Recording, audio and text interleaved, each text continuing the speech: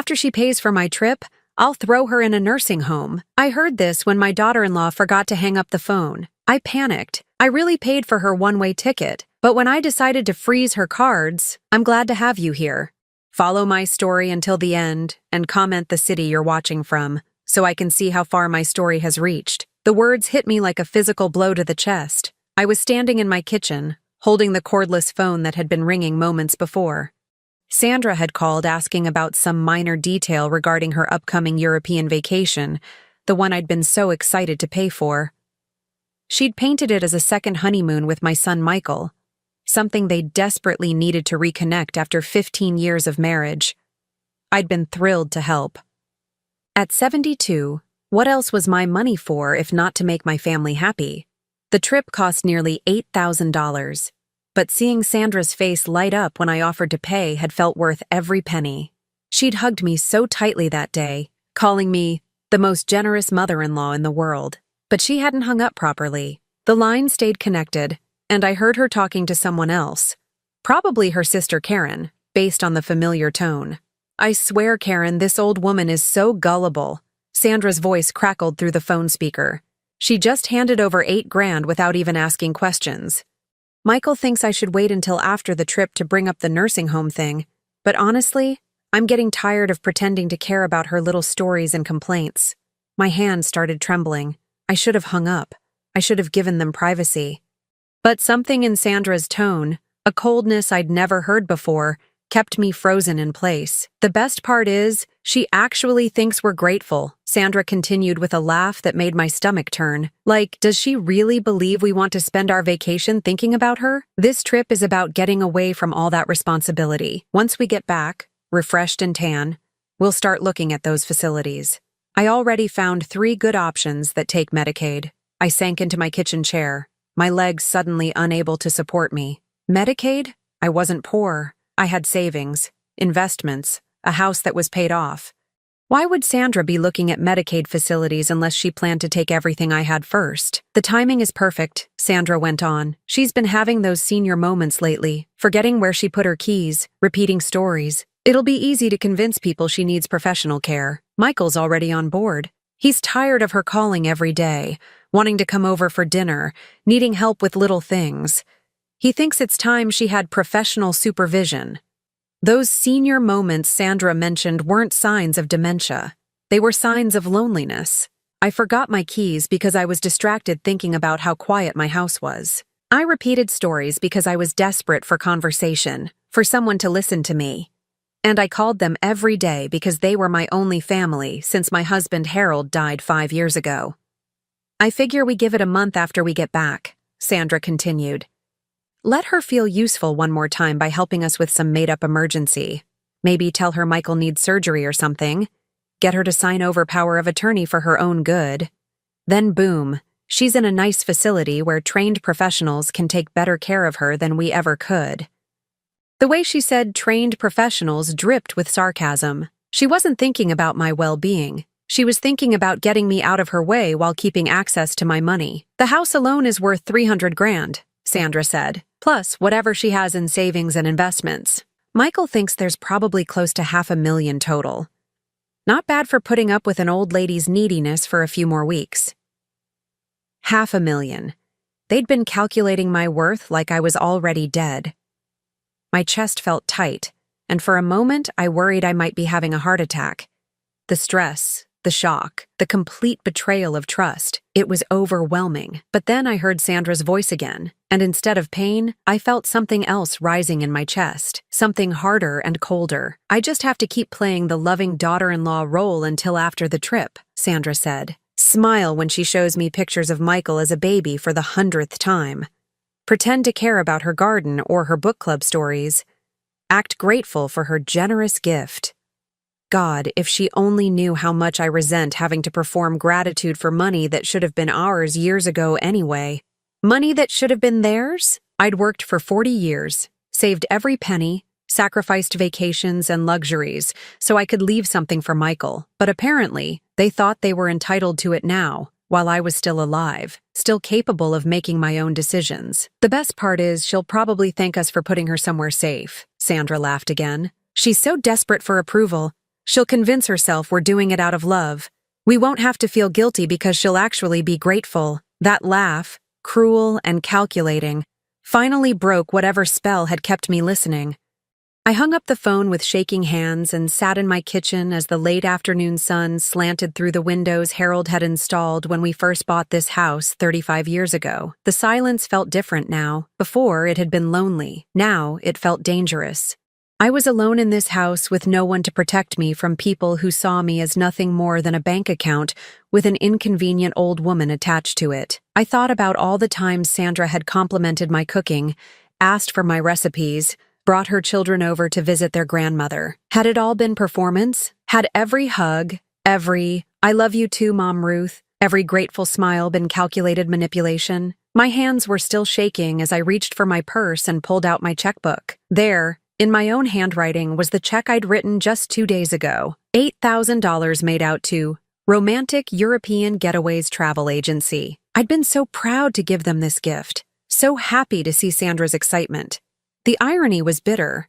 I'd just paid for their celebration trip, the trip they'd take before putting me away like an unwanted piece of furniture. But as I sat there staring at that checkbook, something shifted inside me. The shock was fading, replaced by a clarity I hadn't felt in years. Sandra and Michael thought they were so clever, planning my life without my knowledge, calculating my worth, deciding my future. They had no idea who they were dealing with. I might be 72, but I wasn't helpless. I wasn't confused. And I certainly wasn't going to go quietly into whatever facility they'd chosen for me. I walked to my bedroom and opened the old wooden jewelry box where Harold used to keep his important papers.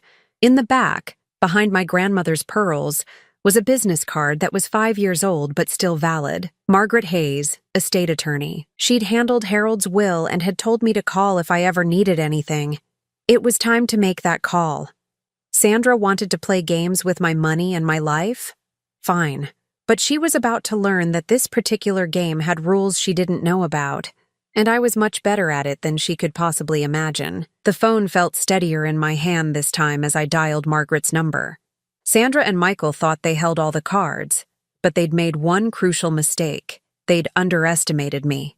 Margaret Hayes agreed to see me the next morning, though I could hear the concern in her voice when I called. "Ruth, you sound upset. Is everything all right?" I told her I needed to discuss some estate planning matters urgently, and she cleared her schedule for 9 a.m. I barely slept that night. Every time I closed my eyes, I heard Sandra's laugh echoing in my head. The cruel amusement in her voice when she talked about my senior moments and how grateful I'd be for professional care. I kept replaying conversations from the past months, searching for signs I'd missed. How many times had Sandra exchanged knowing looks with Michael when I repeated a story? How many times had they rolled their eyes behind my back when I asked for help with my computer or wanted to show them photos from my garden club? I'd thought I was sharing my life with them. They'd seen it as evidence of my declining capabilities. The worst part was remembering how hard I'd tried to be the perfect mother-in-law. When Michael brought Sandra home 15 years ago, I'd been determined not to be one of those interfering mothers. I gave them space, respected their decisions, offered help without being pushy. I thought I'd succeeded in building a loving relationship with Sandra, but lying there in the dark, I started remembering things differently, like the time Sandra had complimented my diamond earrings, the ones Harold gave me for our 30th anniversary. "Those are gorgeous, Mom Ruth. They'd look beautiful with my wedding dress for the renewal ceremony we're planning." I'd taken them off right then and given them to her, touched that she'd want to wear something of mine for such an important occasion. But there never was a renewal ceremony. Sandra just kept the earrings. Or the time she'd admired my grandmother's china set, the one I'd been saving to pass down to future generations. "Michael's so lucky to have come from a family with such beautiful heirlooms," she'd said. "I grew up with nothing special like this." Within a week, I'd insisted she take the set for their dining room. "You'll get more use out of it than I do," I'd told her. But they used paper plates for everything and kept the china locked in a cabinet like a trophy. The pattern was there if I'd been willing to see it. Sandra would admire something, make a wistful comment about not having nice things, and I'd immediately offer it to her. She'd protest just enough to make me insist, then accept with tears of gratitude. I'd felt so good about my generosity, so pleased to be able to give my family beautiful things. Now I understood it had been calculated manipulation from the beginning. Margaret's office hadn't changed much in 5 years. The same burgundy leather chairs, the same wall of law books, the same sense of quiet competence. But Margaret looked older, grayer, and when she saw me, her professional smile shifted to genuine concern. "Ruth, you look like you haven't slept. What's happened?" I'd prepared what I was going to say, but sitting there in her office, the words came out in a rush. I told her about the phone call, about Sandra's plans, about the nursing home research and the calculations of my worth. Margaret listened without interruption, taking notes, her expression growing grimmer with each detail. When I finished, she set down her pen and leaned back in her chair. "Ruth, I have to ask, are you having any cognitive issues? Memory problems, confusion, anything that might support their claims?" The question stung, but I understood why she had to ask. "No. I forget where I put my keys sometimes, but I'm 72, not 92. I remember everything clearly, including conversations from 20 years ago. My doctor did a complete physical last month and said I'm in excellent health for my age." Margaret nodded. "Good. We'll want to document that. But Ruth, what exactly do you want to do about this situation? Confronting them directly might make them accelerate their timeline. I'd thought about this all night. I don't want to confront them yet. I want to protect myself first. I want to make sure they can't touch my money or force me into a facility against my will." "Smart approach," Margaret said, pulling out a legal pad. "Let's start with your current estate setup. Who has power of attorney?" "No one. Harold and I never saw the need, and after he died, I didn't think about it." "Good. Who's the beneficiary on your accounts and insurance policies?" "Michael is the primary beneficiary on everything. I have about $200,000 in savings, another $150,000 in investments. The house is worth about $300,000, and there's a life insurance policy worth another $100,000. Margaret wrote down the numbers. "So about $750,000 total. That's substantial enough to motivate bad behavior." She looked up at me. "Ruth, I need to ask you something difficult. Do you think Michael knows about Sandra's plan?" I'd been dreading this question all night. Michael was my only child, my baby boy who used to crawl into my lap when he had nightmares. The boy who'd cried when he accidentally stepped on a bug, who'd brought me dandelions like they were roses. But that little boy had grown into a man who apparently thought his mother was a burden. "She said he was already on board," I whispered. "She said he was tired of my phone calls and visits." Margaret's expression softened. "I'm sorry, Ruth. That must be devastating." "It is, but I can't let that stop me from protecting myself." "You're absolutely right." Margaret pulled out several documents from her filing cabinet. "Here's what we're going to do. First, we'll create a comprehensive power of attorney document that requires 2 independent doctors to certify any cognitive decline before it can be activated. Second, we'll set up a revocable trust and move your assets into it, with very specific instructions about your care preferences. Third, we'll create an advance directive that explicitly states you don't want to be placed in a nursing facility unless you're physically unable to care for yourself. How long will that take? If we move quickly, we can have everything done within a week. But Ruth, there's something else you should consider. If Sandra and Michael are planning to have you declared incompetent, they might try to challenge these documents. We need to make sure you have recent medical and psychological evaluations on file to prove your mental competency. I felt a surge of anger thinking about Sandra's casual dismissal of my senior moments. "Can you recommend someone?" Dr. Patricia Williams specializes in geriatric assessments. She's testified in competency hearings and her evaluations are considered gold standard in court. I'll call her office and see if she can fit you in this week. As Margaret outlined the plan, I felt something I hadn't experienced in months: control. For too long, I'd been drifting through my days, letting Sandra and Michael make decisions about family dinners, holiday plans, even what gifts to buy for the grandchildren. I'd convinced myself I was being accommodating, but really I'd been giving away my power piece by piece. "There's one more thing," Margaret said as she gathered the documents. "You mentioned they're going on this European trip that you paid for. When do they leave?" "Next Friday. They'll be gone for 2 weeks." Margaret smiled, And for the first time that morning, it wasn't sympathetic. It was strategic. Perfect. That gives us time to implement everything while they're away. By the time they come back, you'll be legally protected 6 ways from Sunday. Walking out of Margaret's office, I felt lighter than I had in months. The morning sun seemed brighter, and for the first time since Harold's death, I felt like myself again. Not the lonely widow who was grateful for any attention, not the convenient grandmother who existed to provide financial support, but Ruth Henderson, a woman who'd worked 40 years, raised a son, survived her husband's death, and wasn't about to be discarded like an old piece of furniture. Sandra and Michael thought they were so clever, planning my future without my knowledge. They had no idea that their victim was about to become their biggest problem. They wanted to play games with my life? Fine. But they were about to learn that I'd been playing games a lot longer than they had, and I was much better at winning. The next few days passed in a blur of careful acting and secret preparations. I had to maintain my normal routine with Sandra and Michael while quietly building my fortress of legal protection. It was exhausting, but also strangely exhilarating. Every smile I gave Sandra, every grateful response to her fake kindness, was now part of my own performance. Wednesday afternoon, Sandra called to finalize some last-minute details about their trip. "Mom, Ruth, you're absolutely sure about covering the travel insurance too? It's another $300, but Michael thinks we should have it just in case." "Of course, dear," I said, making my voice as warm as possible. "I want you both to have a wonderful time without any worries." "You're such an angel," Sandra gushed. "I don't know what we'd do without you." "Oh, and I was thinking, while we're gone, maybe you shouldn't be alone in that big house. Would you like me to ask my sister Karen to check on you? She could even stay over a few nights if you get lonely." My blood chilled.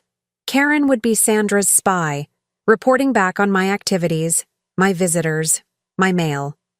"That's thoughtful, but I'll be fine. I have my book club, my garden club, plenty to keep me busy." "Well, if you change your mind, just call Karen directly. I'll give her your number before we leave." After hanging up, I sat in my kitchen feeling like I was living in a spy movie. Sandra was already positioning people to watch me, probably hoping to gather evidence of confusion or declining capability, but two could play that game. Thursday morning, I had my appointment with Dr. Patricia Williams. Her office was in a medical building downtown, and her waiting room was filled with elderly patients and their adult children. I watched the interactions carefully. Some children seemed genuinely caring, asking questions and taking notes. Others seemed impatient, checking their phones while their parents answered the doctor's questions. Dr. Williams was a small, precise woman with kind eyes behind wire-rimmed glasses. She spent 2 hours with me, conducting memory tests, cognitive assessments, and a thorough review of my medical history. She asked me to remember lists of words, solve math problems, draw shapes, and answer questions about current events. "Mrs. Henderson," she said when we finished, "your cognitive function is excellent for someone of any age, let alone 72.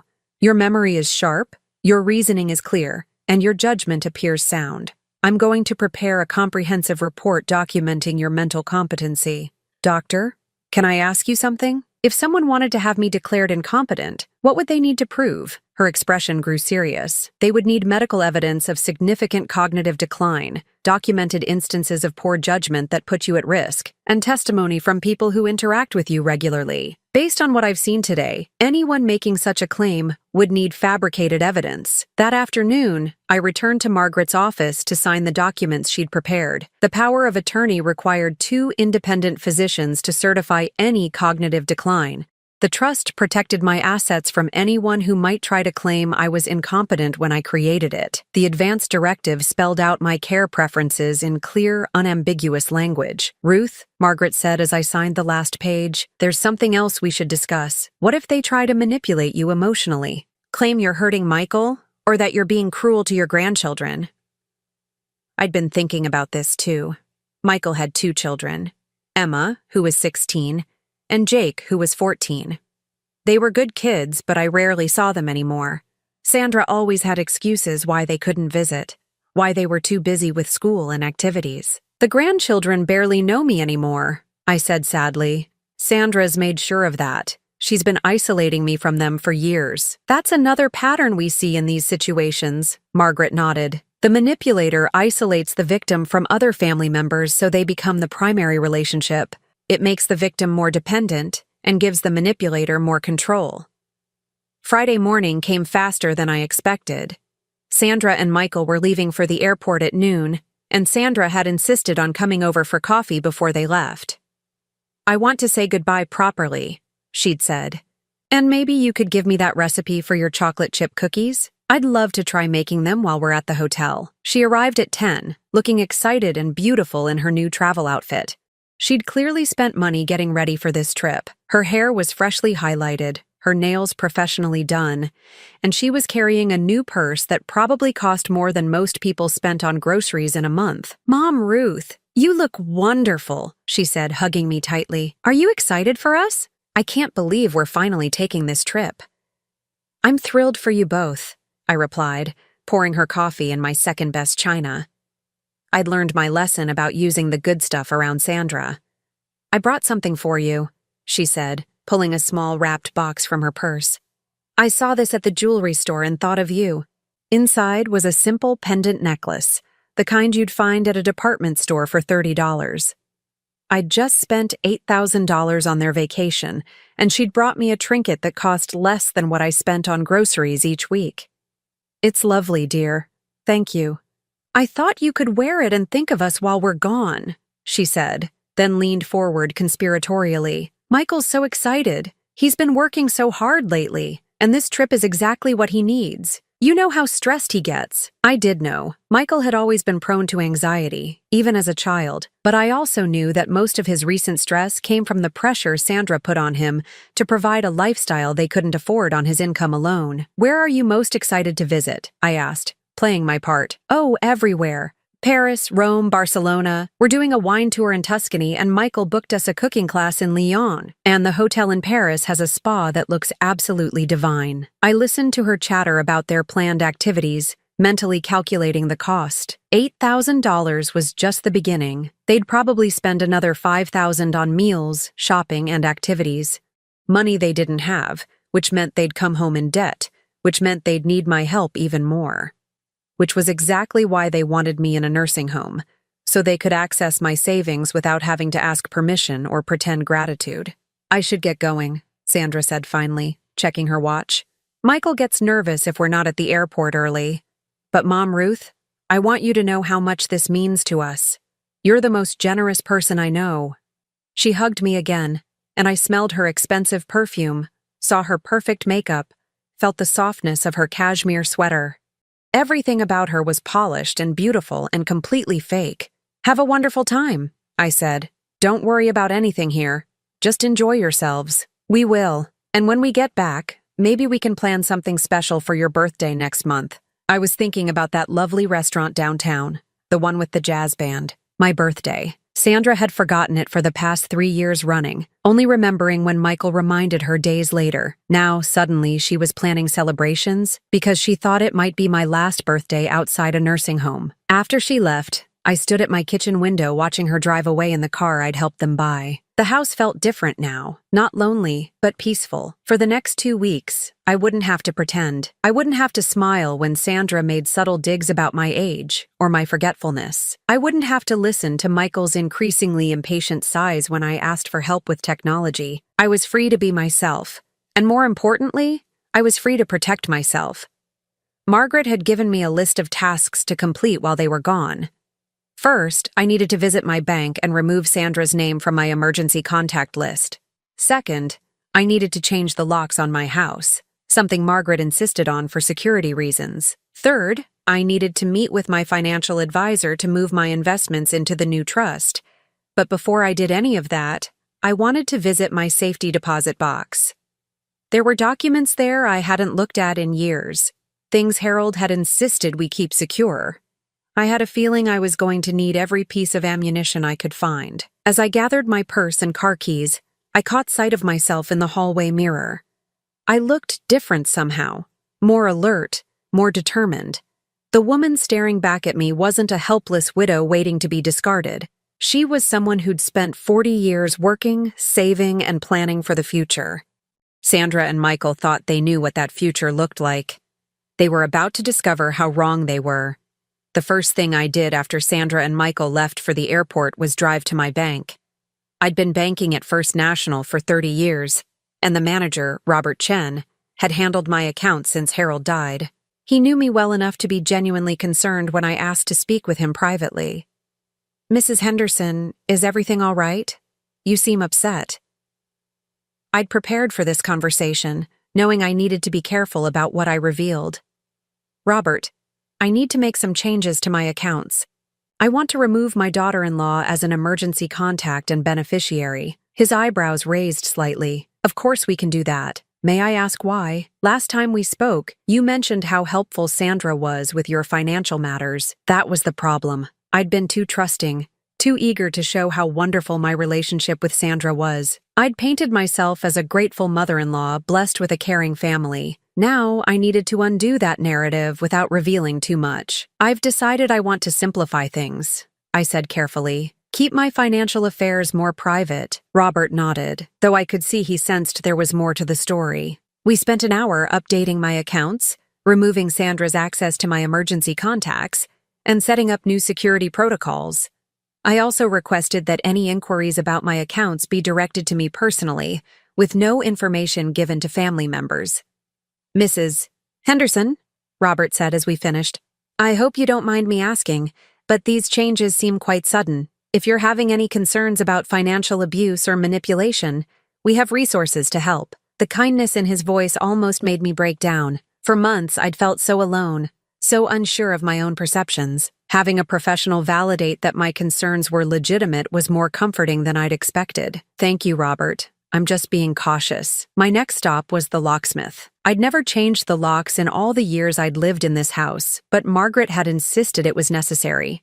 "If they have keys and unlimited access to your home," she'd explained, "they can stage evidence of confusion or decline, moving things around, hiding important documents, even bringing in witnesses to see you in a manufactured state of distress." The locksmith, a friendly man named Dave, arrived that afternoon. As he worked, he chatted about home security, mentioning that he'd seen an increase in elder abuse cases where family members used their access to manipulate situations.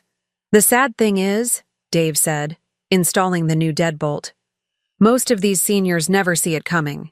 They trust their family completely, right up until the end." While Dave worked on the locks, I went through my house with new eyes. In the guest bedroom where Sandra and Michael stayed when they visited, I found things I'd forgotten about. A folder tucked under the mattress containing printouts of nursing home websites, notes in Sandra's handwriting listing my assets and their estimated values, even a business card for a lawyer who specialized in emergency guardianship proceedings. My hands shook as I read through Sandra's notes. She'd been planning this for months, maybe longer. She'd calculated not just my financial worth, but the monthly costs of nursing homes, the timeline for selling my house, even the tax implications of inheriting my assets. One note made my blood run cold. "Ours doctor appointment. Ask about memory concerns. Get official documentation of decline."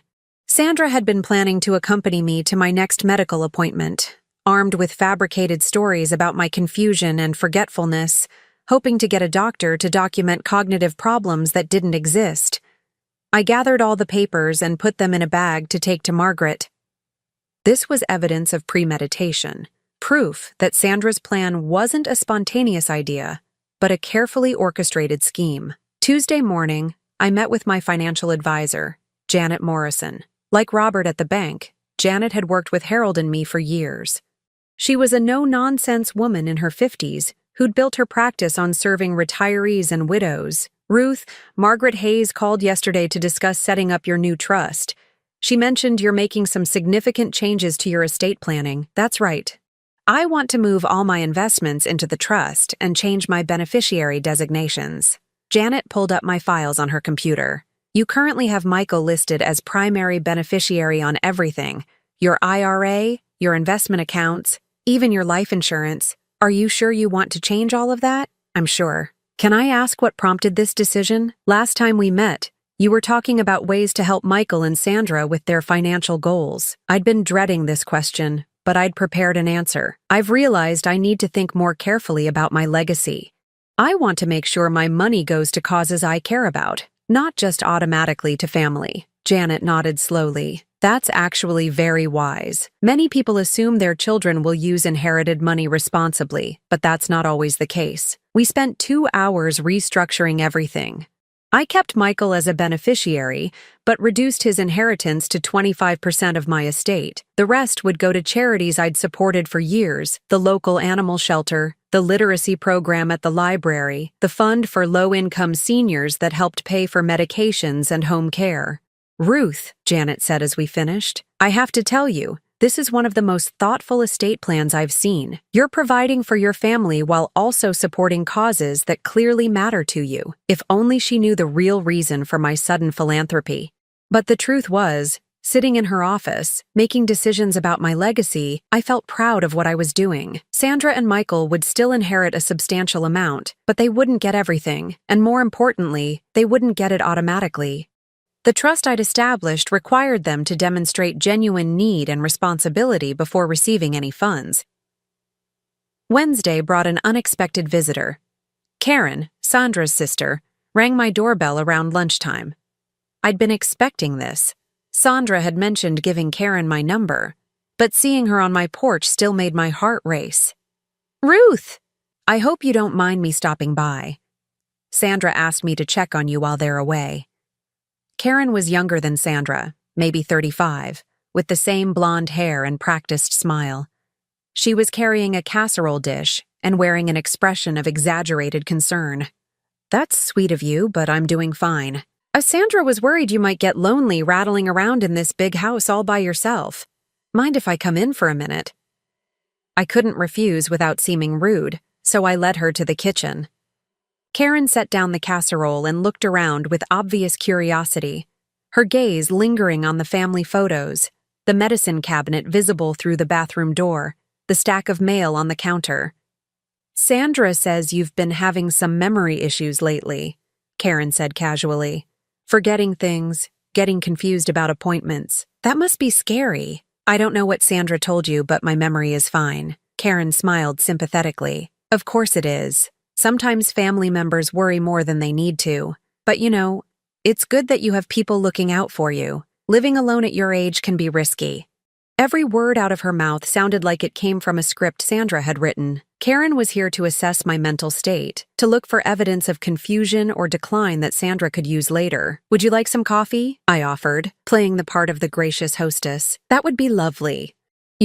I was just telling Sandra how lucky Michael is to have such a caring mother. Not everyone would be so generous with that European vacation. $8,000. That's incredibly thoughtful. She was fishing, trying to get me to talk about money, maybe hoping I'd reveal confusion about my finances or make comments that could be used as evidence of poor judgment. Family is important, I said simply. Karen stayed for an hour, asking seemingly innocent questions about my daily routine, my health, my plans for the future. She complimented my house repeatedly, mentioning how much work it must be to maintain such a large property. She even offered to help me organize my medicine cabinet, claiming she'd noticed it looked cluttered. After she left, I called Margaret immediately. She was conducting surveillance, Margaret said without hesitation. Everything you described, the questions about your memory, the comments about living alone being risky, the offer to organize your medications, those are classic information-gathering tactics. She was building a profile to support a competency challenge. What should I do if she comes back? Be polite, but don't volunteer information.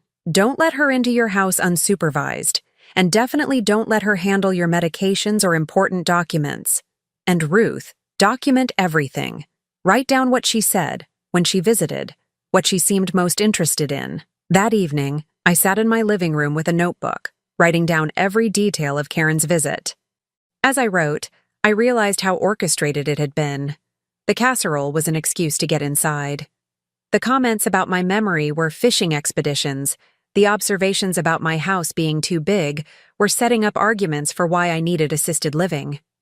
Sandra and Michael thought they were so clever, using Karen as their spy while they enjoyed their European vacation on my dime. They probably thought I was sitting here alone and vulnerable, unaware of their surveillance, unprepared for their eventual attack. But I wasn't the helpless target they imagined. Every move they made was being documented. Every manipulation was being recorded. Every piece of evidence was being carefully preserved by Margaret for the legal battle that was coming. They thought they were hunting a confused old woman. Instead, they'd stumbled into a trap set by someone who'd had 72 years to learn how the world really worked. Sandra and Michael returned from Europe on a Sunday evening, 2 weeks after they'd left. I'd spent those 14 days transforming my life in ways they couldn't imagine. But when Sandra called Monday morning, I made sure to sound exactly like the lonely, grateful mother-in-law they expected to find. "Mom, Ruth, we're back. We had the most incredible time. Paris was absolutely magical, and the wine tour in Tuscany was like something out of a movie. We took so many pictures to show you." "I'm so glad you had a wonderful trip, dear. I've been looking forward to hearing all about it. We brought you some gifts, a beautiful scarf from Paris, and some olive oil from this tiny village in Italy. Can we come over this afternoon? We're dying to tell you everything." They arrived at 3 o'clock, both looking tanned and relaxed and thoroughly pleased with themselves. Sandra was practically glowing, wearing new clothes they'd obviously bought during their travels. Michael looked happier than I'd seen him in years, carrying bags full of souvenirs and talking animatedly about the restaurants they'd visited. "Mom, this trip was exactly what we needed," Michael said, hugging me. "We feel like ourselves again. Thank you so much for making it possible." For a moment, watching my son's genuine happiness, I almost wavered. He looked so much like the little boy I'd raised, excited and grateful and full of life. But then I remembered Sandra's voice on that phone call, the cruel laughter when she talked about throwing me in a nursing home, and my resolve hardened. "I'm just happy you both enjoyed it," I said, accepting the gifts they'd brought. The scarf was lovely, probably expensive, and the olive oil came in a beautiful hand-painted bottle. For a brief moment, I wondered if I'd misunderstood everything, if maybe Sandra really did care about me. Then she started talking. "You know, Mom, Ruth, Michael and I did a lot of thinking on this trip, about family, about the future, about what's best for everyone." Sandra settled onto my couch with the confident air of someone about to deliver good news. "We realize you must get lonely in this big house all by yourself. Here it comes," I thought. "And we know how hard it must be to keep up with everything. The maintenance, the yard work, all the little things that houses need. So we've been researching some options that might be perfect for you." Michael jumped in, his voice taking on that careful tone people use when they're trying to convince someone to do something they don't want to do.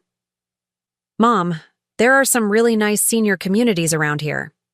Places where you'd have your own space but also access to activities, social opportunities, even medical care if you need it."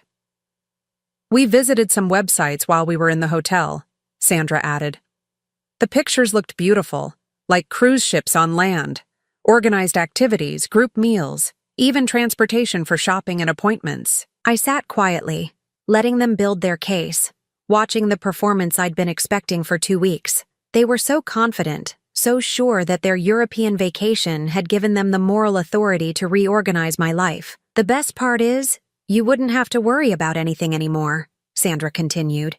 "No more struggling with house maintenance or wondering if you're safe living alone. Professional staff would be available 24 hours a day. It's really the responsible thing to do," Michael added. "Dad would want to know you're being taken care of properly." Bringing Harold into it was a low blow, but I kept my expression neutral. "These places sound expensive." Sandra and Michael exchanged a quick glance, the first crack in their performance. "Well, yes, they do cost money," Sandra admitted. "But Mom, you've got this big house just sitting here, and you don't really need all this space anymore. The equity could easily cover years of care in a really nice facility. Plus," Michael added, "you've always said you wanted to make sure your money was used wisely. This would be an investment in your own well-being." I nodded thoughtfully, as if considering their proposal. "You've obviously put a lot of thought into this." "We have," Sandra said, relief evident in her voice. "We love you so much, and we just want what's best for you.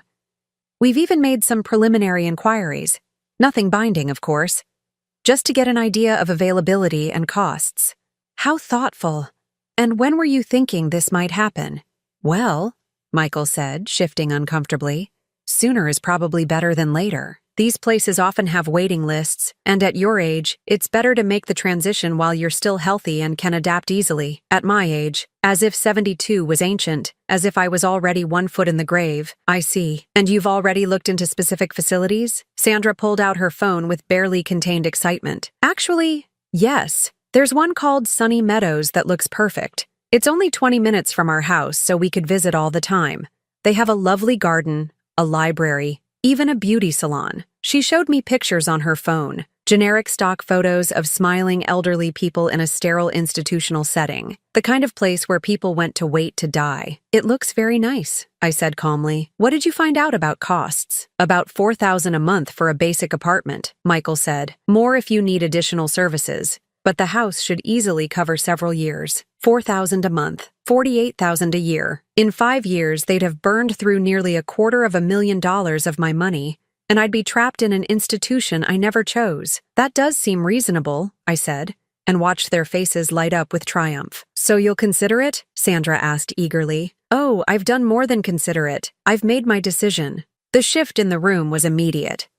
Both Sandra and Michael leaned forward, anticipating my surrender.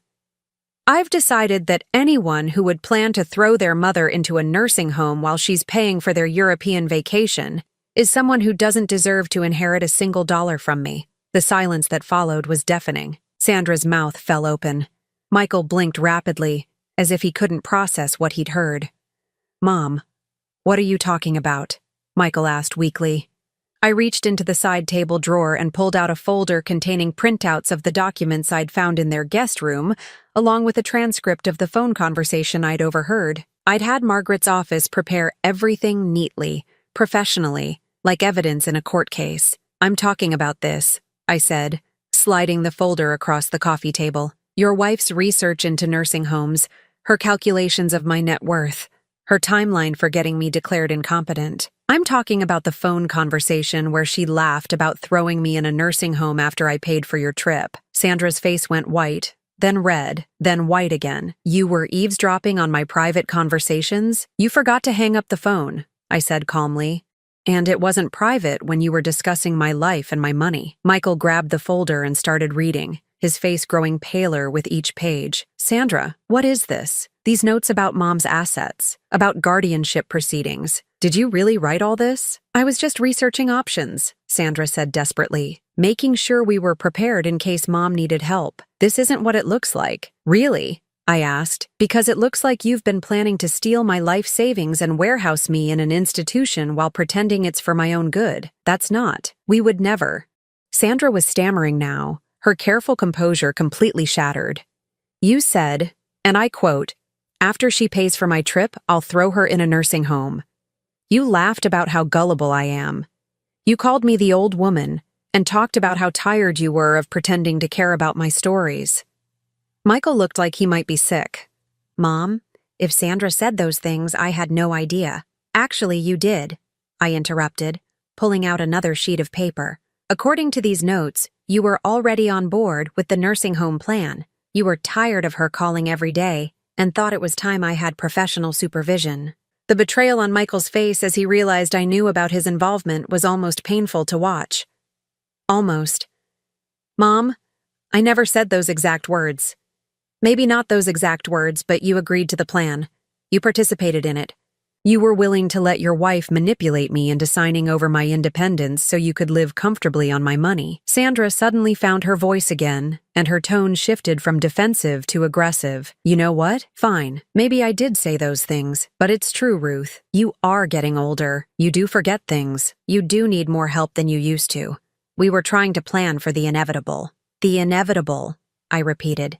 You mean the inevitable moment when you could steal my money legally? It's not stealing if it's family money, Sandra snapped, finally showing her true colors. Michael is your only child. That money should be ours anyway. We're just trying to make sure it's managed responsibly. Responsibly? Like the way you've managed your own finances? Constantly asking for loans? Living beyond your means? Relying on me to bail you out whenever you make poor decisions? Michael was staring at Sandra like he'd never seen her before. Sandra, how could you say it's family money? It's Mom's money. She worked for it. She saved it. She gets to decide what to do with it. Oh, please. Sandra laughed bitterly. Don't act like you haven't been thinking the same thing. How many times have you complained about having to visit her, having to listen to her repeat the same stories, having to help her with things she should be able to handle herself? That's different from planning to institutionalize her against her will, is it? Because you seemed pretty interested when I mentioned how much easier our lives would be if she was somewhere safe with professional care. I watched this fight unfold with a mixture of satisfaction and sadness. My son and daughter-in-law were tearing each other apart, revealing the ugly truth beneath their marriage, and I was the cause of it. But I was also the victim of it. Enough, I said finally. Both of them turned to look at me, remembering I was still in the room. I think you've both said more than enough, Mom, Michael started. But I held up my hand. I want you both to leave. Now. And I want you to understand something very clearly. You will never get another penny from me. You will never have access to my accounts, my house, or my decisions about my own life. If you try to have me declared incompetent, you'll find that I've taken steps to protect myself legally. And if you try to contest my will, you'll discover that most of my money is going to charity anyway. Sandra's face contorted with rage. You can't do this to us. We have children to think about, a mortgage to pay. You can't just cut us off. Watch me, I said, standing up and walking to the front door. Your financial problems are not my responsibility. Your poor decisions are not my fault. And your greed is not my problem to solve. Mom, please, Michael said, his voice breaking. Can't we talk about this? Can't we work something out? For a moment, hearing the pain in my son's voice, I almost wavered, but then I remembered Sandra's cruel laughter, the casual way she'd discussed discarding me, the years of manipulation and emotional abuse disguised as love. The time for talking was before you decided to treat me like a bank account with an inconvenient old woman attached to it, I said. Now, I think it's time for you both to learn what life looks like when you have to take care of yourselves. They left without another word, Sandra stomping to their car while Michael looked back at me with an expression of loss and regret that might have been genuine. But it was too late for regret, far too late. As I watched them drive away, I felt something I hadn't experienced in years, complete and utter peace. The confrontation I'd been dreading was over, and I'd survived it. More than survived. I'd won. 6 months had passed since that confrontation in my living room, and my life had transformed in ways I never could have imagined. The house felt different now. Not empty, but peaceful. The silence that had once felt oppressive now felt like freedom. I could wake up when I wanted, eat what I pleased, watch my television shows without anyone sighing impatiently or checking their phones. The legal protections Margaret had put in place proved to be exactly what I needed. 2 weeks after Sandra and Michael left that day, they'd attempted to challenge my competency through an attorney they'd hired. But Dr. Williams' comprehensive evaluation, combined with the documented evidence of their manipulation, made their case impossible to pursue. Their lawyer had actually advised them to drop the matter entirely to avoid potential charges of attempted elder abuse. I'd heard through mutual acquaintances that they'd struggled financially without my support.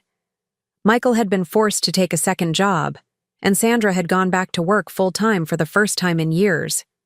Their European vacation, it turned out, had been charged to credit cards they couldn't afford to pay off. Without my safety net, they'd been forced to face the reality of their spending habits. Part of me felt sorry for them, especially for Michael, but a larger part of me recognized that learning to stand on their own feet was the best thing that could happen to them. For too long, I'd enabled their irresponsibility by always being there to solve their problems. The doorbell rang, interrupting my thoughts. Through the window, I saw a young woman I didn't recognize standing on my porch with a teenage girl beside her. As I opened the door, the girl broke into a huge smile. "Grandma Ruth!"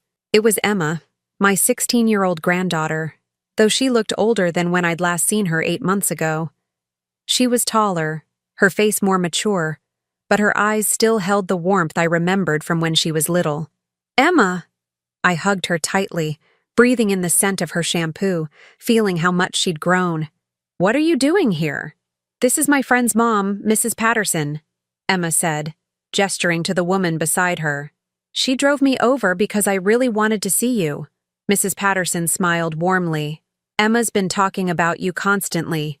She asked if I could bring her by for a visit. I hope that's okay. Of course it's okay. Please, come in. As we settled in the living room, Emma looked around with obvious curiosity. The house looks different, Grandma. Brighter somehow. She was right.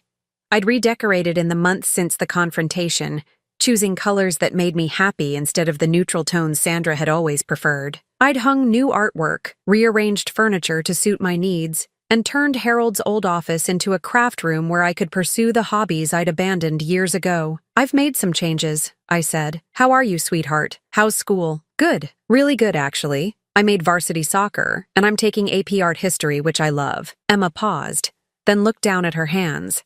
Grandma, I need to tell you something. I know what happened with Mom and Dad. My heart sank. Emma, you don't need to worry about adult problems. No, I want to talk about it, she interrupted, looking up at me with Harold's determined expression. Mom told me and Jake that you cut them off because you were being selfish and vindictive.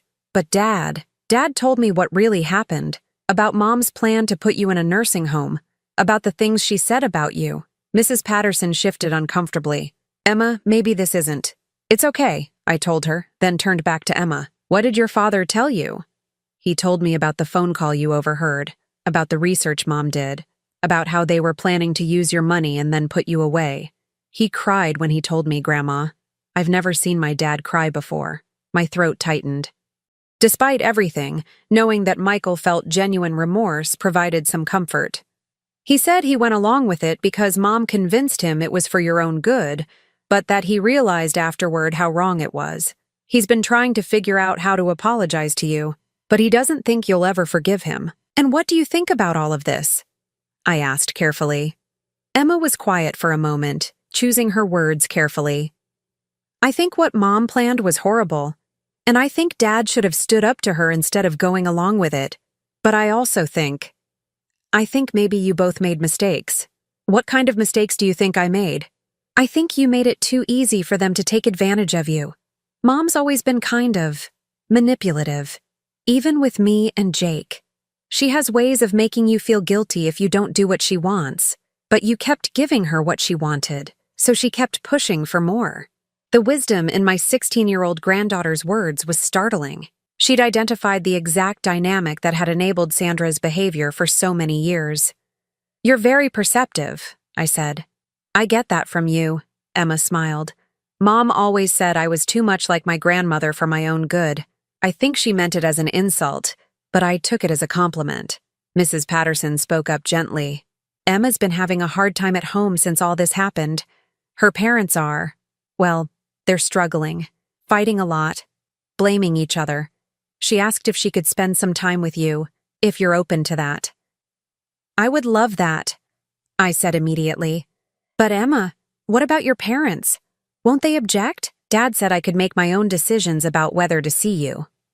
Mom. Well, Mom said a lot of things I'm not going to repeat. But I'm 16, Grandma.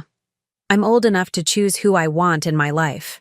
We spent the afternoon talking, really talking, in a way Emma and I hadn't in years. She told me about school, her friends, her plans for college. I told her about the art classes I'd started taking, the book club I'd joined, the volunteer work I'd begun at the animal shelter. You seem different, Grandma, Emma observed. Stronger, I guess. More like yourself. I feel more like myself, I admitted. For a long time, I was so focused on being the perfect mother and grandmother that I forgot to be Ruth. I like Ruth, Emma said firmly. I like her a lot. As Mrs. Patterson prepared to drive Emma home, my granddaughter hugged me tightly. Can I come visit again next weekend? Maybe I could even spend the night sometimes. I would love that. But Emma, I want you to understand something.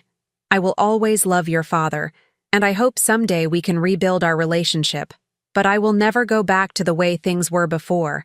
I will never again allow anyone to treat me like a bank account or a burden. I wouldn't want you to, Emma said. You deserve better than that. After they left, I sat in my garden as the sun set, reflecting on the unexpected gift of my granddaughter's visit. Sandra had tried to isolate me from the children, to control my relationships with them just as she'd controlled everything else. But Emma was old enough to see through the manipulation, strong enough to make her own choices about who she wanted in her life. The phone rang, and I saw Margaret's name on the caller ID. "Ruth, I have some news you might find interesting," she said. "I heard through professional channels that Sandra and Michael are getting divorced." I wasn't entirely surprised. The stress of their financial problems, combined with the breakdown of trust between them, had probably made their marriage unsustainable. "How do you feel about that?" Margaret asked. "Sad for them," I said honestly, "especially for the children, but not guilty. Their problems are consequences of their own choices." That's a very healthy perspective. And Ruth, there's something else. Michael's attorney reached out to me. He wants to know if you'd be willing to meet with Michael privately. He apparently wants to apologize and see if there's any possibility of rebuilding your relationship.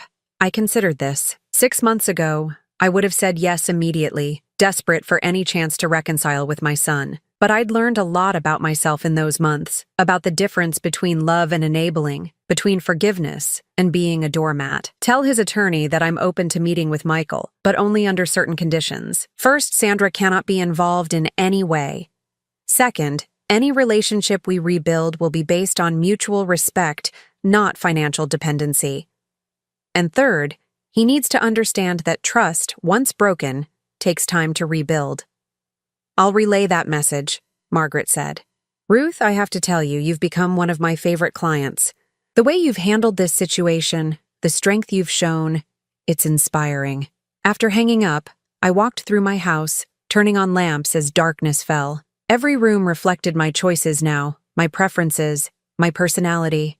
The guest room that had once housed evidence of Sandra's betrayal was now a comfortable space where Emma could stay whenever she wanted. Harold's office had become my craft room, filled with art supplies and half-finished projects that brought me joy. I thought about the woman I'd been 6 months ago, lonely, desperate for approval, willing to sacrifice my own well-being to maintain relationships that were ultimately one-sided. That woman had been so afraid of being alone that she'd allowed herself to be used and manipulated. But being alone, I'd discovered, wasn't the same as being lonely. I had friends now, real friends from my art class and book club who valued my company for who I was, not what I could provide. I had activities that fulfilled me, hobbies that challenged me, volunteer work that gave me purpose. Most importantly, I had myself back. The Ruth who'd worked 40 years and built a life with Harold. The Ruth who'd raised a son and survived widowhood. The Ruth who was strong enough to stand up for herself when it mattered most. My phone buzzed with a text message from Emma. "Thank you for today, Grandma. I love you. Can't wait to see you next weekend." I smiled, typing back, "I love you too, sweetheart. I'll make your favorite cookies." As I prepared for bed that night, I caught sight of myself in the bathroom mirror. The woman looking back at me had gray hair and wrinkles, but her eyes were bright with confidence and peace. She looked like someone who knew her own worth, someone who would never again allow others to define her value. Sandra had been wrong about so many things, but she'd been right about one. I had changed. I was stronger. I was more myself than I'd been in years. And I was finally, completely free. The plastic pendant necklace Sandra had given me before their trip still sat in my jewelry box, a reminder of how little she'd valued me. But next to it now sat a beautiful silver locket Emma had bought me with her own babysitting money, engraved with the words, "World's Best Grandma." Some people, I'd learned, were worth the investment of love. Others were worth the investment of boundaries. The wisdom was in knowing the difference. As I turned off the lights and settled into bed, I felt something I hadn't experienced in years: complete contentment. Tomorrow would bring new possibilities, new adventures, new opportunities to live life on my own terms. At 72, I was finally just getting started.